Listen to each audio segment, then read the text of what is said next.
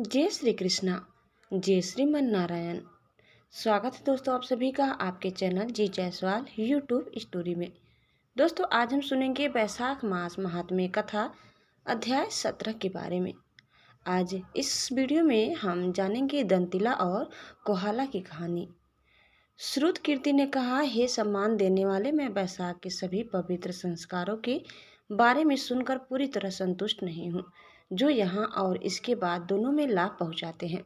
उस पवित्र पाठ को सुनने में कोई तृप्ति नहीं है जिसमें धर्म के बारे में सच्चे निर्देश और विष्णु की शानदार और मंगलमय कहानियाँ हैं, जिसमें पिछले जन्मों में किए गए पुण्य कर्म सौभाग्य से परिपक्व हो गए हैं, क्योंकि आप अतिथि के रूप में मेरे निवास पर आए हैं। आपके कमल के समान मुख से निकले अत्यंत अद्भुत अमृतमय वचनों को सुनकर मैं पूर्णतया संतुष्ट हो गया हूँ। मुझे ब्रह्मा पद या मोक्ष की भी इच्छा नहीं है, इसलिए उन पवित्र संस्कारों का पूरे विस्तार से वर्णन करें जो सांसारिक सुख और मुक्ति प्रदान करते हैं। ऐसे संस्कार जो अत्यंत अच्छे हैं और विष्णु को प्रसन्न करते हैं।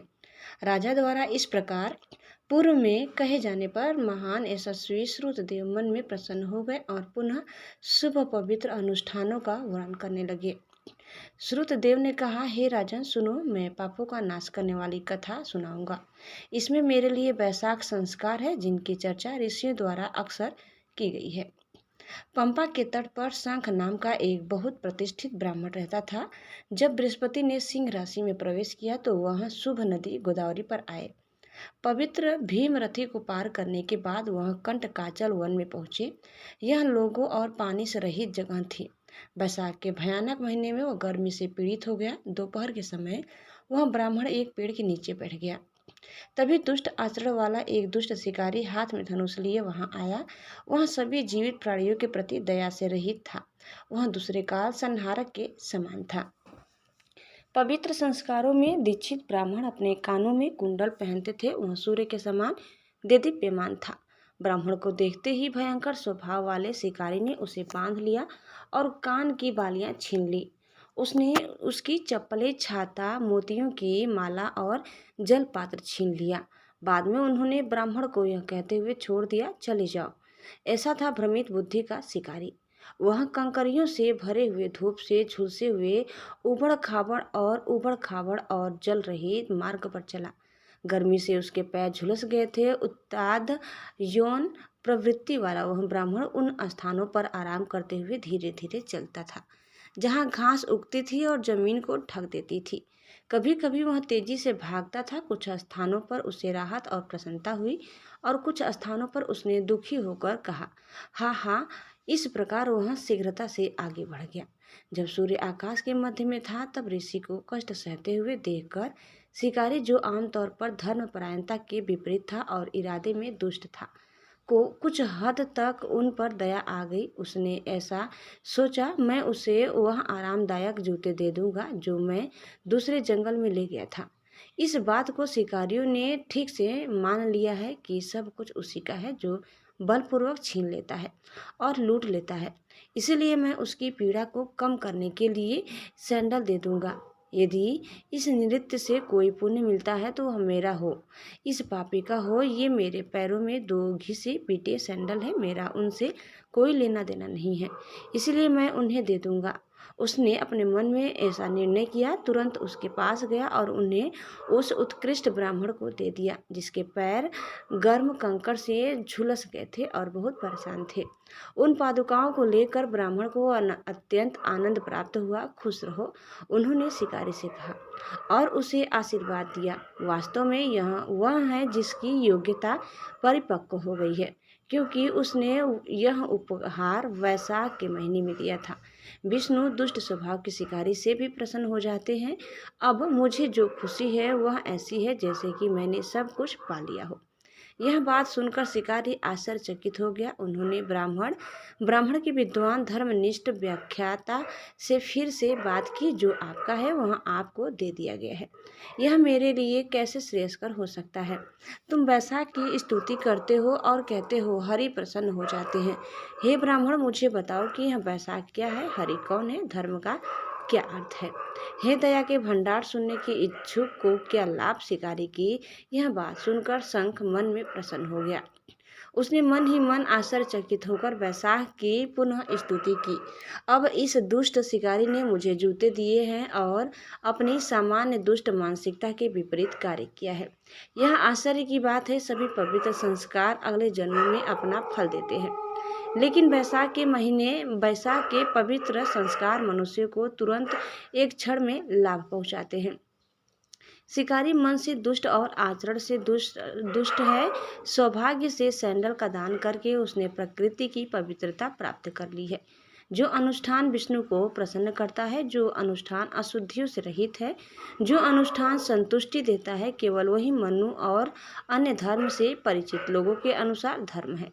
वैशाख मास के वे पवित्र अनुष्ठान विष्णु को अत्यधिक प्रसन्न करने वाले हैं। केशव सभी प्रकार के उपहारों, तपस्याओं और महान बलिदानों से उतना संतुष्ट नहीं होता जितना कि वैशाख महीने के पवित्र अनुष्ठानों से होता है। सभी धर्मों में इसके समान कोई अन्य धर्म नहीं है। लोगों को गया या गंगा, प्रयाग या पुष्कर जाने की जरूरत नहीं है। उन्हें कुरुक्षेत्र में केदारा, प्रभास या स्वयं मंतक, समंत पंचक के पवित्र स्थान पर जाने की आवश्यकता नहीं है। गोदावरी या कृष्ण या सेतु यानी रामेश्वरम या मरुद्वृद्ध के पास मत जाओ। वैशाख धर्म की महिमा का गुणगान करने वाली दिव्य कथा की पवित्र नदी अत्यंत पवित्र है। जो कोई भी वहां अपना पवित्र बाण ले जाता है, विष्णु तुरंत उसके हृदय में बस जाते हैं। वैशाख के महीने में बहुत कुछ प्राप्त होता है जो दान, बलिदान या बड़े खर्च वाले अन्य पवित्र अनुष्ठानों के माध्यम से प्राप्त नहीं किया जा सकता है। हे शिकारी, यह माधव नाम का महीना पुण्य की वृद्धि के लिए अनुकूल है। इस माह में गर्मी से होने वाले कष्ट को नष्ट करने वाले ये पादुकाएं आपने मुझे दिए हैं, जिससे तुम्हारा पुराने समय का पुण्य पक गया।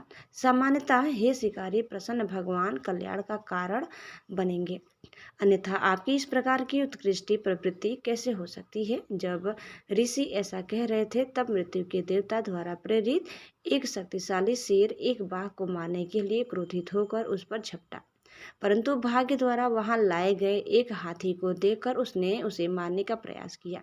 शेर ने उस पर अपने पंजे से हमला किया और तैयार खड़ा हो गया। हे राजन, जंगल में शेर और हाथी के बीच युद्ध हुआ।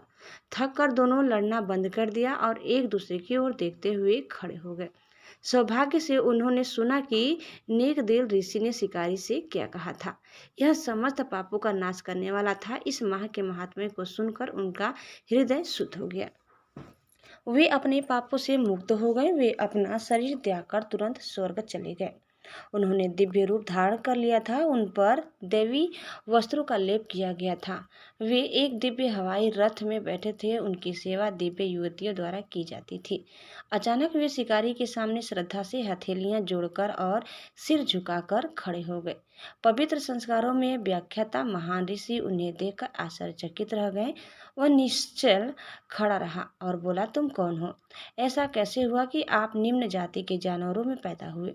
ऐसा कैसे हुआ कि आप दोनों एक साथ मर गए? बिना किसी स्पष्ट कारण के आप एक दूसरे को मारने की कोशिश में लगे हुए हैं। हे पापियों, इन सब बातों का विस्तार पूर्वक वर्णन करो।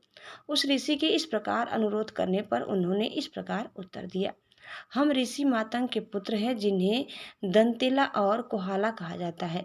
यह एक श्राप के कारण था कि दंतिला और कोहाला का पुनर्जन्म शेर के रूप में हुआ था। हम सुंदर, नयन, नक्श और यौवन से संपन्न थे। हम सभी विद्याओं के विशेषज्ञ थे। हमारे पिता मातंग नाम के ब्राह्मण ऋषि धर्म के मामलों में विशेषज्ञ, सभी पवित्र संस्कारों की ज्ञाता लोगों में सबसे उत्कृष्ट ने हमसे कहा, हे मेरे पुत्रों, वैशाख के महीने में जो लोगों का सबसे पसंदीदा महीना है, मधुसूदन, रास्ते में जलबूथ बनवाओ। लोगों को कुछ देर के लिए पंखा करो, रास्ते में छाया बनवाओ। प्रचुर भोजन और ठंडा पानी दो। सुबह पवित्र स्नान करो और भगवान की पूजा करो। बंधन समाप्त हो जाएगा।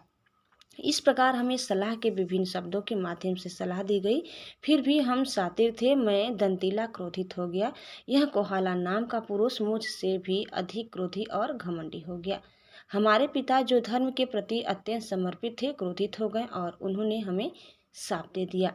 उन्होंने इस सिद्धांत का पालन किया, जो पुत्र धर्म से विमुख हो, जो पत्नी अप्रसन्नता से बोले और जो राजा वैदिक शिक्षा और ब्राह्मणों से विमुख हो, उसे तुरंत त्याग देना चाहिए, अन्यथा वह गिर जाएगा। विनम्रता या धन के लोभ के कारण जो लोग उनके साथ जुड़ते हैं वे नरक में गिरते हैं और 14 इंद्र की अवधि तक वहां रहते हैं। इसलिए उसने हम लोगों को जो अहंकार और क्रोध से भर गए थे साथ दिया। उन्होंने कहा, यह दंतीला जो क्रोधित हो गया है और क्रोध से भर गया है वह शेर के रूप में जन्म लेगा। घमंडी कोहाला एक बड़ा हाथी होगा। बाद में हमें पश्चाताप हुआ और हमने मुक्ति की प्रार्थना की। हमारे द्वारा विनती करने पर हमारे पिता ने हमें श्राप से मुक्ति दे दी। तुम्हारा जन्म निम्न योनि में होगा। कुछ समय के अंतराल के बाद आप एक साथ मिलेंगे और एक दूसरे को मारना चाहेंगे। उसी समय एक शिकारी संघ के बीच की बात आपके कानों तक पहुंच जाएगी। एक क्षण में ही तुम मुक्त हो जाओगी। अपनी मुक्ति के बाद, अपने पिछले रूप धारण करने के बाद, हे मेरे पुत्रों, मेरे पास वापस आओ और मेरे साथ रहो। मेरे शब्द अन्यथा नहीं होंगे। इस प्रकार हम उन दोनों दुष्टों को हमारे पिता द्वारा शाप दिया गया था। हम निम्न पशु के रूप में पुनर्जन्म लिए, सौभाग्य से एक साथ मिले, एक दूसरे को मारने की इच्छा रखने लगे और आपका वार्तालाप सुना जो उत्तम एवं मंगलकारी था, जिससे हम तुरंत मुक्त हो गए।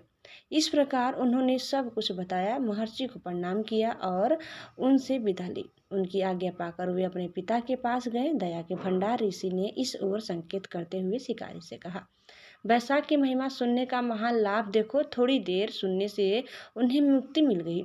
जब ऋषि इस प्रकार बोल रहे थे, शिकारी ने ऋषि के सामने अपने हथियार डाल दिए, जो दया के भंडार, उत्कृष्ट बुद्धि, इच्छाओं से रहित, अत्यंत शुद्ध स्वभाव और योग्यता के एकमात्र पात्र थे। दोस्तों, इस प्रकार कथा यही समाप्त होता है। आगे की कथा सुनने के लिए आप दूसरे वीडियो को अवश्य देखिए। दोस्तों, आपको हमारी आज की कथा कैसी लगी कमेंट करके जरूर बताइए। चैनल में नए हैं तो प्लीज़ लाइक, शेयर और सब्सक्राइब करना न भूलें। धन्यवाद। जय श्री कृष्णा, जय श्रीमन नारायण। एक बार प्रेम से बोलिए श्री बांके बिहारी लाल की जय।